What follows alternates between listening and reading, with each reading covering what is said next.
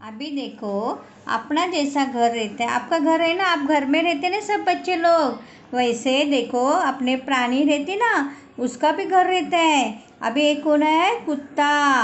एक कौन है? बंदर। एक कौन है? तितली।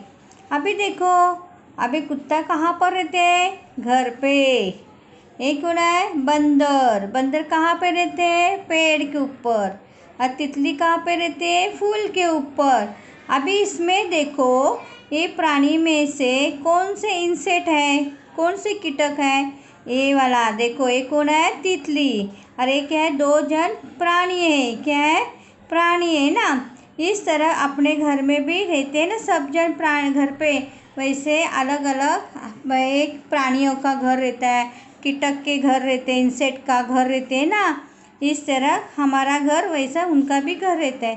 Thank you.